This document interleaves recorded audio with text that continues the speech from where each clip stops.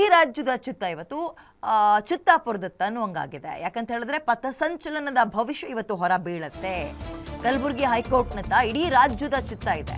ಮಧ್ಯಾಹ್ನ ಸುಮಾರು 2:15ಗೆ ಇದರ ಭವಿಷ್ಯ ಹೊರ ಬೀಳುತ್ತೆ. ಅಂದರೆ ಪಥಸಂಚಲನ ಮಾಡೋದಾ ಅಥವಾ ಇಲ್ವಾ, ಅವಕಾಶ ಇದೆಯಾ ಇಲ್ವಾ ಅಂತ.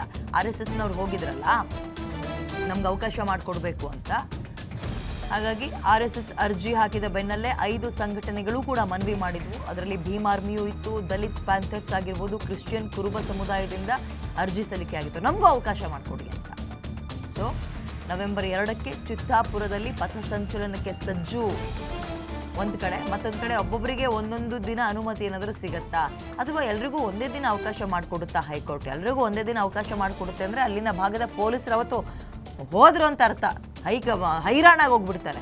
ಇವತ್ತಿನ ಹೈಕೋರ್ಟ್ ತೀರ್ಪಿನಂತ ಎಲ್ಲರ ಚಿತ್ತ ಇದೆ. ಇದೊಂದು ರೀತಿ ಪೊಲಿಟಿಕಲ್ ಟಚ್ ಬೇರೆ ಪಡ್ಕೊಂಡಿರೋದ್ರಿಂದ ಬಹಳ ವೈಯಕ್ತಿಕವಾಗಿ ತಗೊಳ್ತಾ ಇದ್ದಾರೆ. ಒಂದು ಕಡೆ RSS, ಮತ್ತೊಂದು ಕಡೆ ಭೀಮ್ ಆರ್ಮಿ, ಹೀಗೆ ಬೇರೆ ಬೇರೆ ಸಂಘಟನೆಗಳು. ಆಮೇಲೆ ಆ ರಾಜ್ಯದವ್ರು ಆ ಜಿಲ್ಲೆಯವ್ರು ಮಾತ್ರ ಸೇರಲ್ಲ, ಅಕ್ಕಪಕ್ಕದವ್ರನ್ನೂ ಕೂಡ ಎಳ್ಕೊಂಡು ಬಿಡ್ತಾರೆ. ಸೊ ಇವರು ಮಾರ್ಚ್ 1 ಮಾಡ್ತೀವಿ ಅಂದರೂ ಕೂಡ ಪೊಲೀಸರ ಭದ್ರತೆ ಬೇಕಾಗತ್ತಲ್ಲ. ಹಾಗಾಗಿ ಹೈಕೋರ್ಟ್ ಯಾವೆಲ್ಲ ಮಾನದಂಡಗಳನ್ನು ಗಮನಿಸಿ ಯಾರ್ಯಾರಿಗೆ ಯಾವತ್ತು ಅವಕಾಶ ಮಾಡಿಕೊಡುತ್ತೆ ಅನ್ನುವಂಥದ್ದು ಬಹಳ ಕುತೂಹಲವನ್ನು ಮೂಡಿಸ್ತಾ ಇದೆ. ರಿಪಬ್ಲಿಕ್ ಚಿತ್ತಾಪುರ ಅನ್ನುವಂತಹ ಆರೋಪವನ್ನು ಇದೇ ಚಿತ್ತಾಪುರದ ಮೇಲೆ ಹಿಂದೆ ಮಾಡಿದರು. ಅಂದರೆ ಆ ಫ್ಯಾಮಿಲಿ ಹೇಳ್ದಂಗೆ ಎಲ್ಲವೂ ಆಗಬೇಕು ಅನ್ನುವಂತಹ ಆರೋಪ ಇತ್ತು. ಅದಾಗ್ತಾ ಇದ್ದಂತೆ ಇನ್ನೇನು ತಣ್ಣಗಾಯಿತು ಅಂತಿದ್ದಂಗೆ ಈಗ RSSನ ಪಥಸಂಚಲನ ಸೌಂಡ್ ಮಾಡ್ತು.